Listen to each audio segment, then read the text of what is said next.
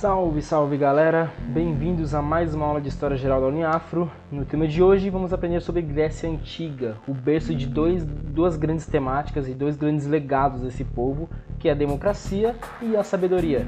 São dois temas que nós vamos ver na aula de hoje. Antes de mais nada, gostaria de agradecer aos feedbacks que vocês deixaram no vídeo da semana passada, nos comentários do Classroom, alguns nos comentários do YouTube. Gostaria de agradecer pelos elogios. Que bom que vocês curtiram a aula da semana passada e algumas coisas a respeito de alguns comentários específicos. Teve gente que perguntou a respeito de atividades, então hoje eu estarei postando alguns exercícios de vestibular para vocês fazerem. Geralmente eu faço um esquema de cada 2 semanas eu posto os 2 vídeos, a cada 2 semanas eu posto os vídeos e eu posto logo depois também algumas atividades de vestibular e de vez em quando alguma pergunta para discutirmos. O outro comentário que eu vi foi a respeito de um problema que eu tive no vídeo da semana passada, que além do atraso na postagem por conta de um problema no editor, tive também um problema de edição no som. Nos 10 primeiros segundos de vídeo tem um probleminha de som que o som não aparece no vídeo. Eu poderia ter, para arrumar isso eu teria que ter apagado o vídeo, reeditado e repostado, mas iria atrapalhar muito o estudo de vocês, então eu resolvi deixar daquela forma. O vídeo só tem uns 10 segundinhos sem som e depois volta ao normal, então assistam que dá pra assistir a aula, dá pra aproveitar a aula normalmente. Antes da aula de hoje, como sempre, a data é dia 31 de março de 2021 e no caso é Dia Nacional da Saúde e da Nutrição. Então parabéns para quem faz esse curso, ou para quem deseja fazer esse curso, para quem trabalha com isso. Feliz Dia do Nutricionista, feliz Dia Nacional da Nutrição. Sobre a aula de hoje, Grécia Antiga ou Antiguidade Europeia. Porque no caso, na semana passada nós vimos um pouco de antiguidade do norte da África com o Egito e nós vimos muito sobre antiguidade oriental com Pérsia e Mesopotâmia. Hoje nós vamos mais para a Europa. A antiguidade europeia começando da Grécia Antiga, que é um dos, se não o maior, dos povos da antiguidade. Antes de mais nada, para quem quiser, assista a aula do ano passado, que ela tá bem completinha, ela tá bem extensa, mas está bem completa a aula do ano passado. Tem algumas coisas que eu falei no ano passado na aula que eu não vou falar hoje para não estender demais, e tem algumas coisas que eu vou falar hoje que eu acabei não comentando no ano passado, que foram coisas que ficaram de dúvidas. Então, para quem quiser, para quem tiver curiosidade, assista ao vídeo do ano passado, que tá bem legal e tá bem completinho. Sobre o vídeo desse ano, começando com a cronologia da história da Grécia Antiga. A cronologia é dividida em 5 grandes fases.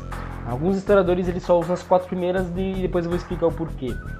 As 5 fases da Grécia Antiga: período pré-homérico do século 20 ao século 12 a.C., período homérico do século 12 ao século 8 a.C., período arcaico do século 8 ao século 6 a.C., e por último, o período clássico do século 5 ao século 4 a.C.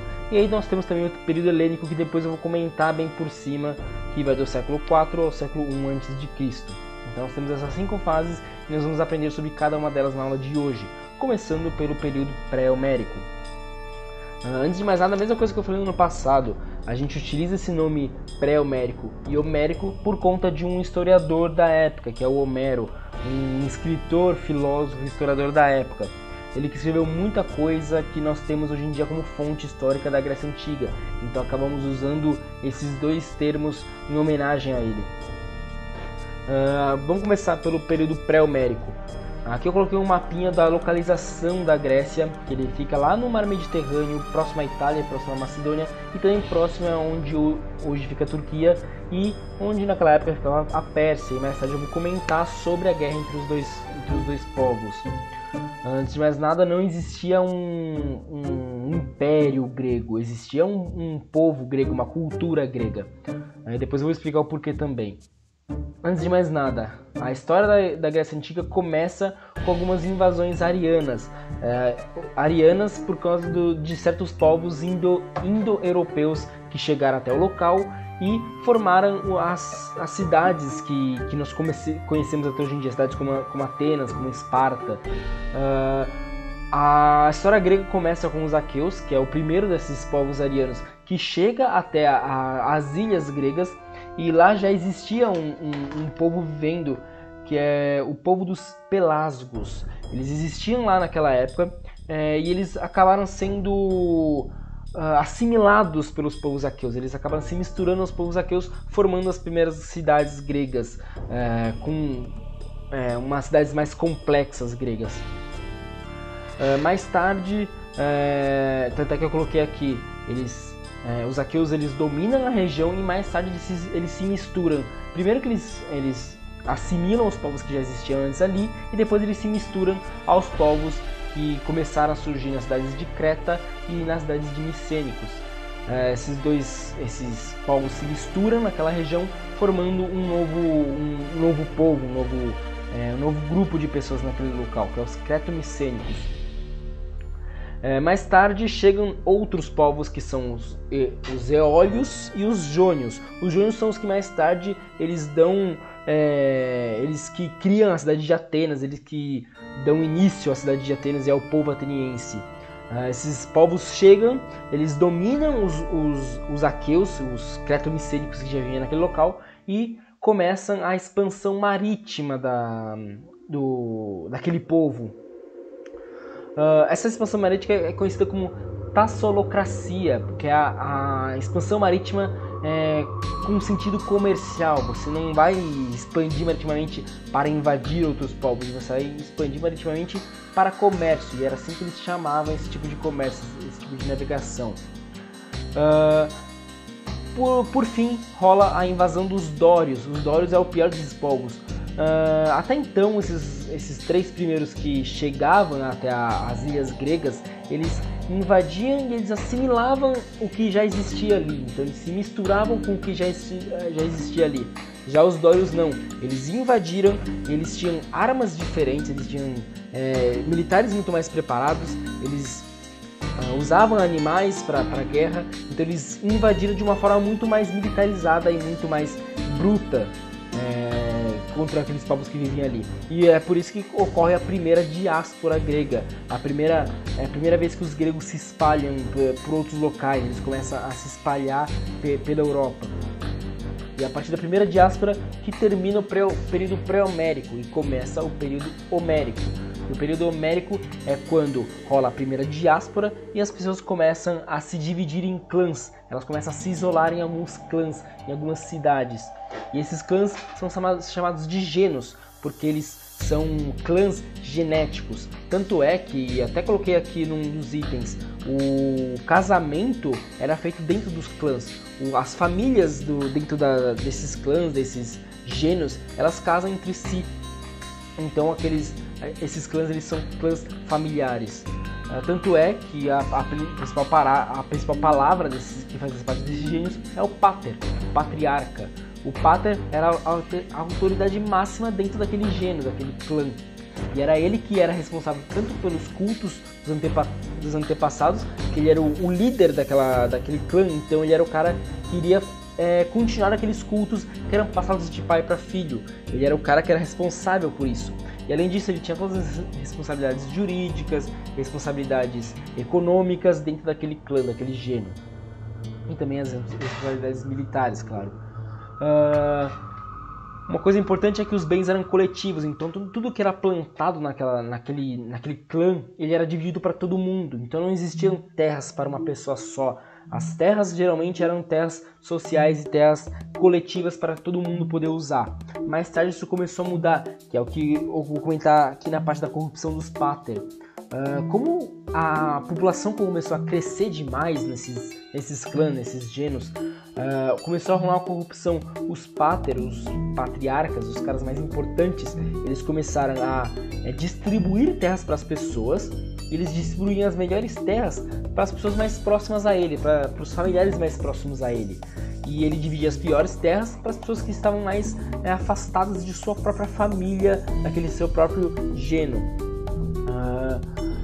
Isso começou a acontecer por conta do crescimento populacional e por conta desse grande crescimento de população começaram a ocorrer essas grandes transformações. E é isso que finaliza o período pré-homérico e começa o período arcaico, porque isso faz com que a sociedade mude totalmente, começaram a surgir as classes sociais e as classes políticas também. Tanto é que começam a se formar as tribos, começam a se formar as fátrias, e essas fátrias mais tarde elas formam as primeiras cidades-estado, que é o que eu vou comentar agora. O terceiro período é o período arcaico, e é aqui que começa a formação das polis, cidades-estado. Essa é sem dúvida a parte mais importante da matéria de Grécia Antiga, as polis gregas. Resumindo, como eu comentei, não existia um império grego, não existia um país Grécia, existiam polis, existiam cidades com seu próprio governo, sua própria forma de política, sua própria forma de regras e leis. E existiam várias cidades na Grécia que tinham essa forma de governo, essa forma de cidades-estado, uma cidade com um governo próprio. Tanto é que aqui eu vou colocar um mapa que vai aparecer várias cidades-estados gregas muito importantes. E aqui a gente consegue ver várias regiões. A Grécia era dividida em quatro regiões: a Tessália, o Peloponeso, quer dizer, são mais do que quatro: Tessália, Peloponeso, Ática, Creta,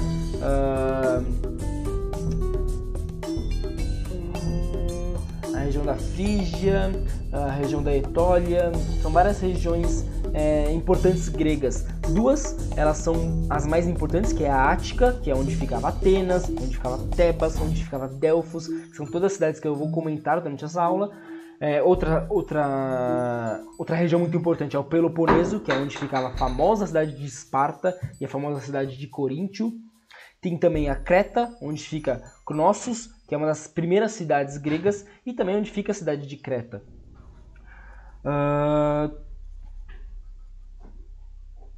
Tem uma cidade que não aparece nesse mapa, que é muito importante, que eu vou comentar também hoje, que é a cidade de Maratona. Mas enfim, aqui é um rápido mapa das cidades gregas, das polis gregas. Como eu comentei, as cidades gregas elas são cidades-estado, são cidades com governos próprios. E as duas mais importantes são as cidades de Esparta e as cidades de Atenas. As outras cidades em volta, elas eram aliadas a essas cidades e elas bebiam muito das fontes políticas dessas cidades. Elas tentavam imitar a forma de economia e política dessas duas, da cidade de Esparta e a cidade de Atenas.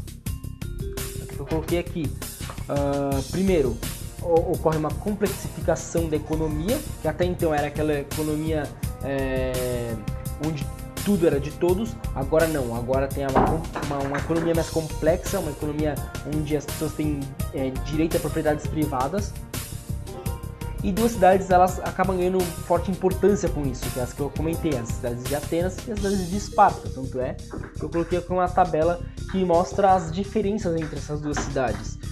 Existem diferenças sociais, diferenças econômicas, diferenças educacionais e principalmente diferenças políticas, que é o que eu vou comentar nos próximos slides. Primeiro, as diferenças sociais. Aqui podemos ver as duas divisões das duas cidades. Em Esparta existiam os espartanos, que eram cidadãos, que eram os caras que eram nascidos em Esparta e que tinham direitos políticos e econômicos em Esparta, tinham direitos a terras, por exemplo, e tinha os estrangeiros, que eram chamados de periecos. Eles não tinham direito algum, eles não tinham direito a comprar terras, eles não tinham direitos políticos, eles só tinham direito a ter escravos, que eram os chamados ilotas, eram os escravos, que geralmente eram escravos de guerra em Esparta. Diferente de Atenas. Em Atenas tinha os eupátridas, que são cidadãos livres, cidadãos com direitos políticos no caso. Tinha os lavradores, que eram os georgóis, são os comerciantes, artesãos, principalmente agricultores. Os georgóis, eles tinham direitos a terras, mas eles tinham direito às piores terras da cidade. Em terceiro vinham os metecos, que eram estrangeiros que não tinham direitos nem a terras, nem a direitos políticos. E por último, os tetas, que eram os escravos. Os tetas, eles geralmente eram escravos através de dívidas, que eram geralmente os georgóis que acabavam sofrendo por dívidas e eles faziam trabalho de escravos para poder pagar essas dívidas monetárias que eles tinham com os eupátridas. Em Atenas podemos perceber muito aquela questão dos gênios, daquela corrupção dos páters, dos patriarcas dos gênios, que os eupátridas eles ganharam as melhores terras daqueles pátrias antigos, daquelas tribos antigas, daqueles gênios antigos, e eles que conseguiram mais poderes políticos mais tarde nas cidades, estados da região de Atenas. O segundo ponto, a economia. A economia espartana era bem rudimentar, era uma economia agrária, diferente da economia de Atenas, que era uma economia bem desenvolvida, com comércio, artesanato e principalmente navegação. Os navios atenienses eram muito fortes. E por último, a formação educacional das duas grandes cidades. E as cidades que ficavam próximas, eles imitavam essa forma de educação. No outro vídeo do ano passado eu expliquei muito bem essa parte de educação, bem detalhadinho. Eu não vou adentrar muito nisso, mas tinha toda uma divisão por idade, para cada idade tinha um tipo de formação. E a formação espartana era totalmente militar. Você preparava aquela pessoa fisicamente e militarmente para a guerra. Diferente da ateniense, que era uma formação tanto física, você preparava para a guerra, mas era mais intelectual, era mais uma coisa mental. Então você desenvolvia aquela criança, tanto culturalmente, cientificamente, artisticamente, você aprendia a respeito de tudo. Diferente de Esparta. Detalhe que em Esparta você não dava chance para crianças portadoras de deficiência. Tanto é que tem alguns filmes que mostram algumas cenas de crianças sendo mortas por conta de algumas deficiências. Isso não acontecia em Atenas. Mas em Atenas você não incluía mulheres na formação educacional. Por fim, aqui acontece a segunda diáspora grega. A população começou a aumentar tanto que ela começou a se espalhar para fora da Grécia. E isso que faz com que acabe o período arcaico, porque aí começa as grandes guerras gregas, porque as grandes guerras gregas começam a fazer com que a população comece a se espalhar para outros locais. Dando continuidade à parte de política grega. Aqui eu vou colocar a política grega apenas de Esparta e Atenas, porque elas são as mais importantes e porque elas influenciaram as outras cidades em volta. Começando por Esparta. A política espartana, ela é bem mais complexa é bem mais simples do que a política ateniense. Primeiro que ela era uma política diárquica, primeiro que ela era uma política oligárquica. Segundo que ela tinha uma diarquia, era uma política diárquica, ou seja, ela tem dois reis, dois caras que iriam governar aquela cidade-estado. E esses dois reis que tinham o poder do exército, eles que mandavam no exército espartano. Tanto é que, se vocês assistiram o filme 300, tem o Leônidas, por exemplo, ele era um dos reis, um dos diarcas espartanos, e ele que comandava o exército espartano. O exército espartano ele era composto principalmente de pessoas que vinham da Assembleia Popular, os esparciatas. Os esparciatas eram caras eleitos pelo povo e que eram os caras que eram nascidos em Esparta e tinham direitos políticos, e era eles quem decidiam as leis e votavam essas leis. Além disso, eles elegiam algumas pessoas que eram iriam fazer parte da Gerúsia, que eram os conselhos dos anciãos. Detalhe que no Conselho dos Anciões fazia parte até 50 pessoas, na Assembleia Popular até 500 pessoas poderiam fazer parte. E essa Gerúsia era quem auxiliava os reis nas decisões e era quem dava veto para as leis que eram votadas na Assembleia Popular. Eles tinham o poder de vetar essas leis. Além disso, a Assembleia Popular elegia 5 pessoas para ser os Zéfiros. Os Zéfiros era quem cuidava das finanças de Esparta. Os esparciatas também comandavam parte do exército e aqui eu coloquei alguns detalhes, quer dizer, aqui eu peguei um slide já pronto de outra pessoa, eu acabei utilizando no meu, porque eu achei ele bem completinho, e aqui ele colocou mais alguns detalhezinhos a respeito da política grega.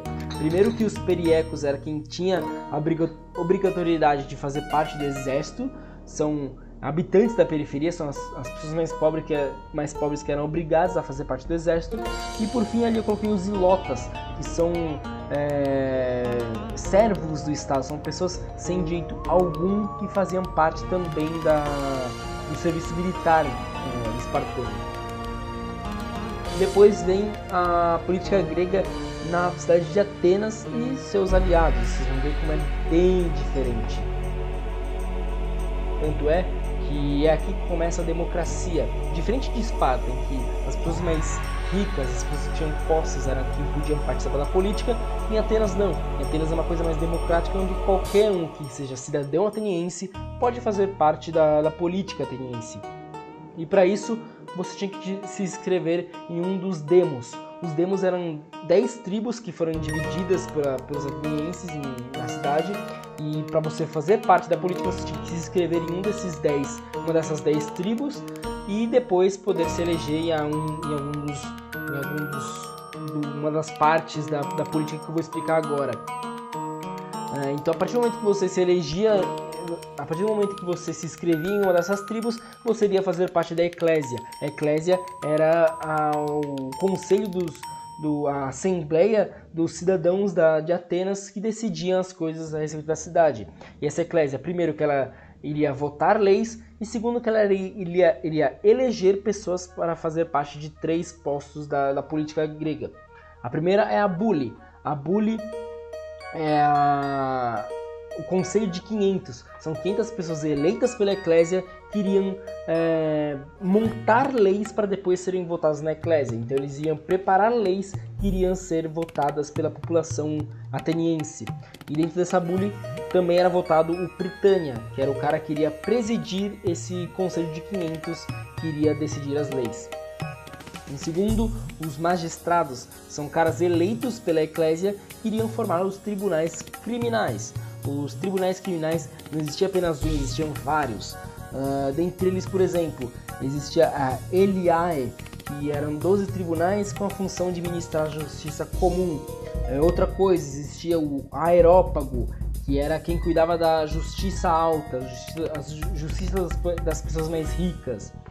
Por fim, existiam os tribunais populares, também existiam vários tribunais populares, e eram os caras que iriam fazer parte dos tribunais populares, aqueles que iriam lutar pelos direitos das pessoas mais pobres, também eram eleitos pela Eclésia. Dando continuidade, pulamos para o período clássico após a segunda diáspora grega. O período clássico é chamado de período das hegemonias, porque várias cidades e estados elas acabam ganhando a hegemonia, ganhando a liderança daquele povo, daquela cultura grega, de todas aquelas cidades e estados. As hegemonias começam a partir das guerras médicas, que eu já comentei na aula passada a respeito de Pérsia. As guerras médicas são as guerras entre os gregos, entre as cidades e estados gregas, e os persas, que é o povo da semana retrasada, nem semana passada. As guerras médicas começam com as invasões persas nas ilhas gregas. Os persas conseguem invadir, eles conseguem dominar quase todas as cidades gregas, até rolar a revolta ateniense. E a revolta ateniense começa e termina com a Guerra de Maratona. Eles conseguem vencer, eles conseguem a primeira vitória contra os persas na Guerra de Maratona. É aquela famosa lenda de Maratona, que foi aí que começou as corridas.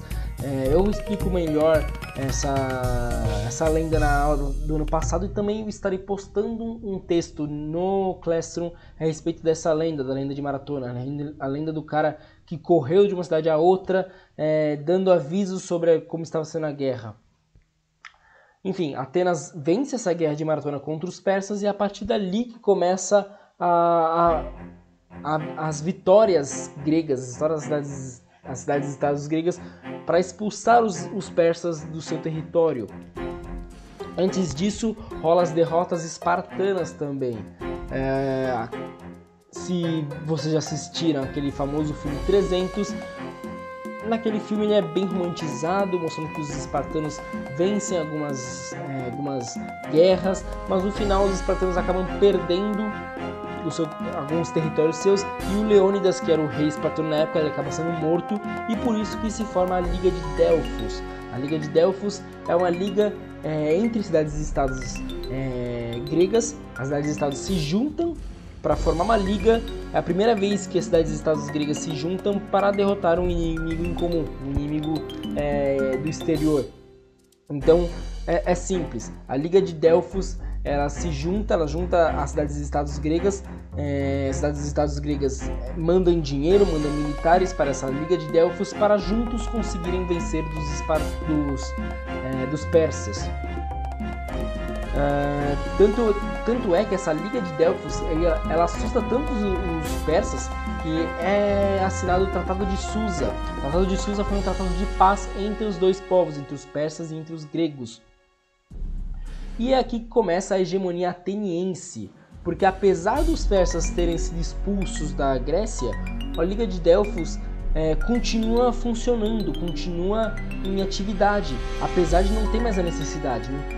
As cidades e estados gregas não estavam mais em guerra com ninguém, só que a Liga de Delfos continua funcionando porque Atenas precisa continuar mantendo isso, precisa continuar recebendo os impostos das cidades e estados gregas para continuar mantendo sua economia ativa pós-guerra, porque a economia de Atenas, por conta dessas guerras médicas, ela se volta muito para a guerra.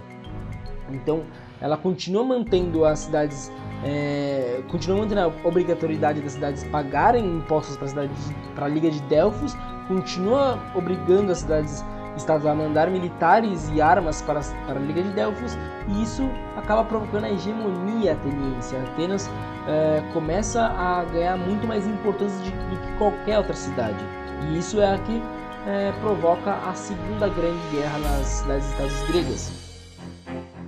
Também faz parte do período clássico. É a Guerra do Peloponeso. O Peloponeso é uma das regiões que é onde fica a cidade de Esparta. A cidade de Esparta monta também, ela forma a Liga do Peloponeso, que queria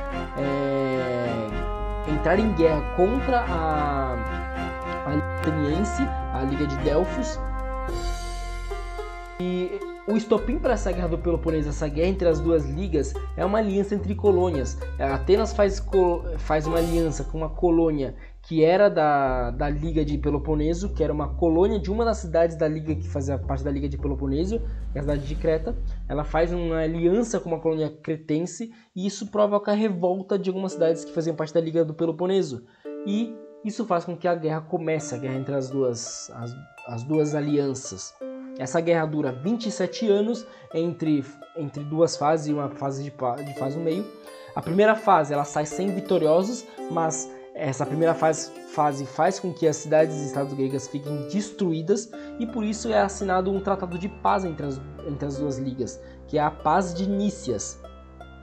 Essa paz acaba rolando, era para rolar 50 anos a princípio, o tratado foi esse, só que Atenas ela trai esse tratado após uns 11, 12 anos de paz. Atenas acaba traindo esse tratado e tenta entrar em guerra para tentar invadir algumas colônias da Liga do Peloponeso.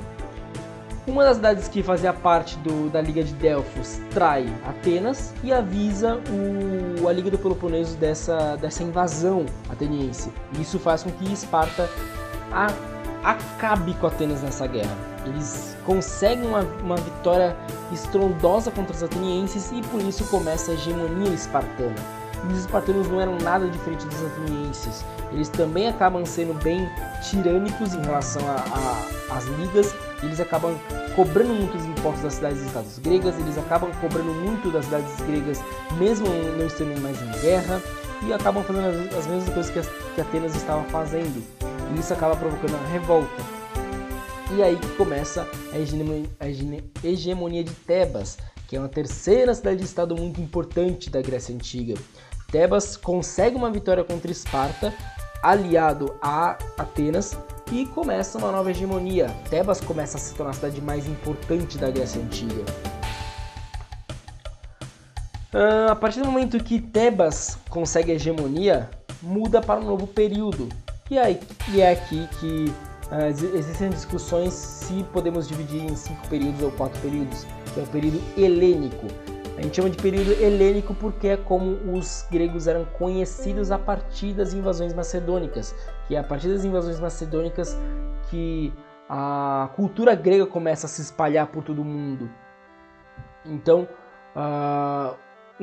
em outros locais da Europa, em outros locais do mundo, os gregos são conhecidos como helênicos, por isso que esse período recebe este nome.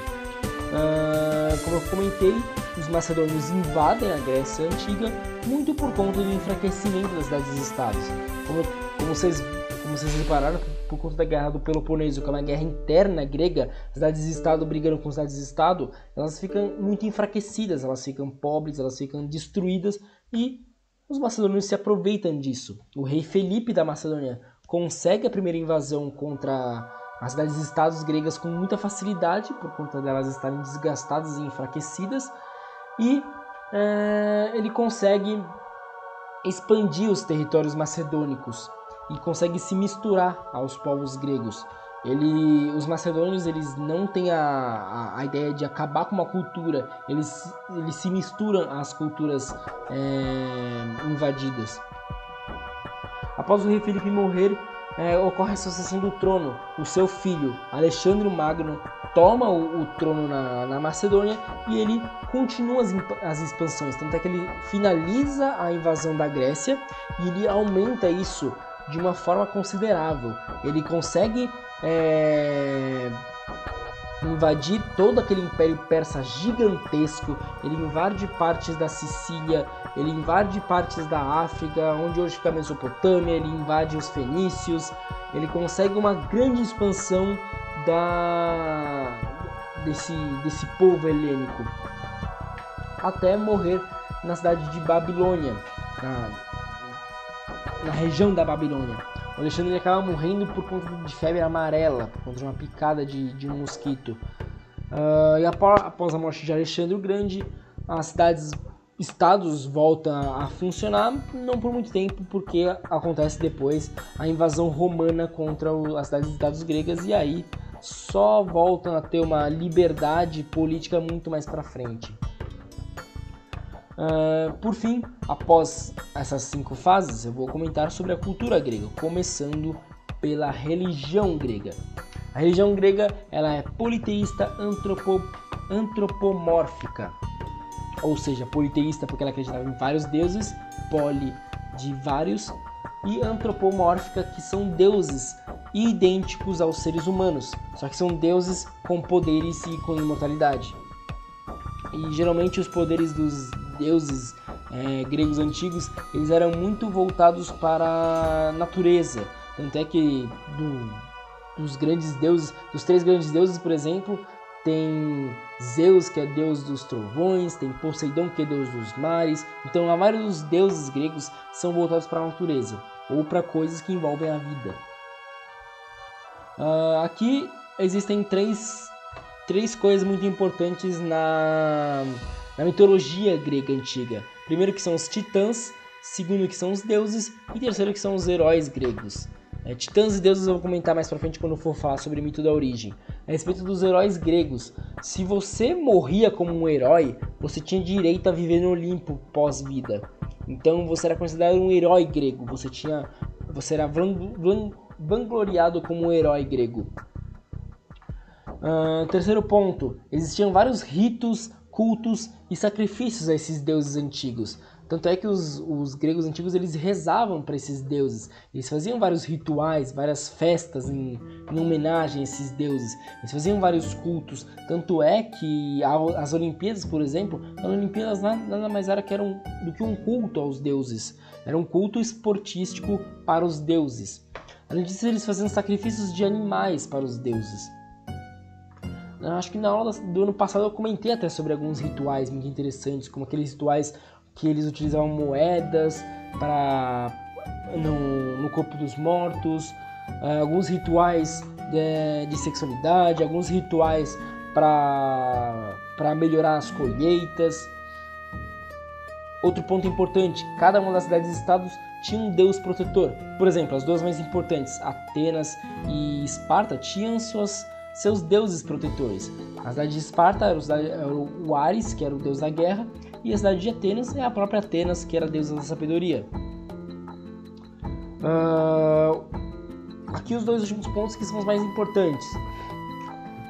Primeiro, a respeito do mito da origem. Existe todo um mito de como a vida se originou na Terra. E aí que entra a parte dos titãs e dos deuses. Eu vou falar bem por cima sobre como era esse mito da origem. A respeito do mito da origem. O mito da origem é um mito que tenta contar como a vida se originou na Terra e como os deuses, os titãs, surgiram na mitologia grega. A história é a seguinte: existiam dois seres que são Urano, que é o céu, e Gaia, que é a terra. Da relação sexual dos dois surge a vida na terra, surgem os animais, surgem as plantas, surgem os seres humanos, e dessa relação dos dois nascem também os titãs. Nascem os titãs, nascem os ciclopes, nascem os gigantes, que são todos seres da mitologia grega.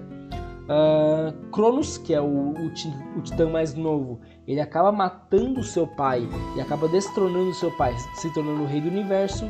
E para não acontecer o mesmo com ele, para não acontecer o mesmo que ele fez com o pai, com ele acaba devorando todos os seus irmãos.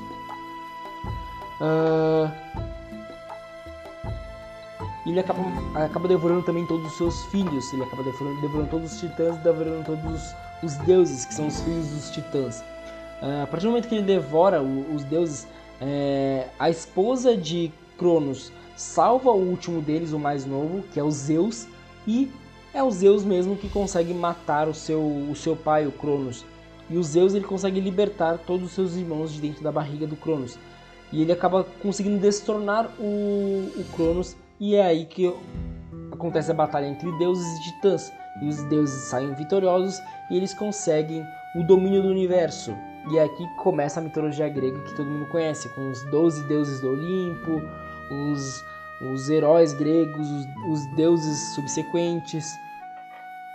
E é assim que ocorre o mito da origem. Bom, aqui eu coloquei um outro detalhe a respeito da religião grega antiga. Os deuses gregos, se vocês lerem histórias, livros, poemas da Grécia Antiga sobre mitologia, vocês vão perceber que os deuses gregos eles têm sentimentos humanos. Eles têm as coisas boas, as qualidades e os defeitos iguaizinhos aos humanos. Então eles acabaram interferindo muito na história humana. Tanto é que várias histórias você percebe deuses tendo relações com seres humanos, ou deuses ficando com inveja de seres humanos e por isso interferindo na vida humana, interferindo nas colheitas, interferindo no dia a dia dos seres humanos. Isso aparece muito na mitologia grega. E por fim, o legado dos gregos. Aqui eu coloquei um pequeno textinho. Os gregos alcançaram notável desenvolvimento cultural e artístico. Sua produção tornou-se tão rica e fecundada que ultrapassou os limites do tempo e do espaço geográfico, influenciou toda a cultura ocidental e até algumas sociedades orientais. A cultura grega ela foi tão forte que ela acabou ultrapassando os limites geográficos da Grécia. Ele acabou influenciando um monte de outros povos, tanto no Oriente quanto no Ocidente. Tanto é que a Roma, que vem logo depois, ela veio muito da fonte da Grécia Antiga, na religião, na arquitetura, na arte. Tanto é que eu coloquei aqui alguns itens. O teatro, a música, a literatura, a pintura, elas estão entre as principais contribuições artísticas. Tanto que eu coloquei aqui que ela ultrapassou os limites do tempo, que mais para frente, lá no Renascimento da Europa, o Renascimento ele começa a tentar trazer de volta coisas da cultura grega antiga, coisas da cultura artística dos gregos, principalmente. Outras coisas, na arquitetura, na construção de grandes templos, os gregos eles eram muito bons na matemática e eles construíram grandes templos por conta da sua arquitetura muito boa, templos que nós temos até hoje. Outra coisa na política, todas aquelas coisas de política que eu comentei sobre democracia, por exemplo, são coisas que influenciam nossas políticas até os dias atuais. E por fim, a filosofia. Tanto é que um dos livros que eu vou citar hoje para vocês lerem é sobre um dos maiores filósofos da história, que é o Sócrates. Tem o Platão, grandes nomes da filosofia, grandes nomes da história, com o cara que eu comentei hoje sobre o Homero, por exemplo. Então, a Grécia Antiga teve uma grande influência até os dias atuais e grande influência no seu próprio tempo, e não só dentro da Grécia. Por conta disso que nós estudamos Grécia Antiga até hoje, porque eles tiveram grande importância histórica, cultural, política, econômica. E por fim, a seção de indicações. As curiosidades eu vou postar lá no Classroom de vocês, vou colocar um link com várias curiosidades da Grécia Antiga, principalmente algumas curiosidades a respeito de ritos e coisas sobre a mitologia grega e sobre as indicações. Primeiro que eu quero indicar esse livro aqui, que é uma coleção de livros de bolsos da Enciclopédia. São livros de bolsos que contam a história de vários autores filosóficos. Tem vários sobre filósofos gregos. Esse que eu tenho no caso é sobre Sócrates. Então mostro muito sobre as teorias de Sócrates e muito sobre a história de Sócrates. E vendo a história de Sócrates você consegue ver muito sobre a história da Grécia Antiga. Outras indicações que eu vou colocar aqui. Primeiro, o Odisseia do Homero. Vou colocar 2 livros que são muito importantes e que, além de serem importantes sobre a história da Grécia Antiga, são importantes também para vestibulares. O primeiro é o Odisseia e o segundo é o Ilíada. O Ilíada é um pouco mais importante quando vai se tratar de vestibulares. Mas enfim, esses 2 livros são muito bons, muito ricos sobre a história da Grécia Antiga e muito rico sobre a mitologia grega. Além disso, um dos filmes que eu citei hoje, 300, é um filme muito bom quando se trata de política espartana e quando se trata de educação espartana, além de mostrar um pouco sobre as guerras médicas contra os persas. E outro filme é o Troia, que também fala sobre a política de Atenas, fala muito sobre a guerra do Peloponeso e mostra um pouco sobre a cidade de Troia, sobre a política troiana, sobre a sociedade troiana. Então são 2 filmes muito interessantes para se assistir, para aprender a Grécia Antiga. Então é isso, muito obrigado para quem assistiu até agora. Como sempre, eu coloquei meus dados aqui para qualquer dúvidas e até semana que vem.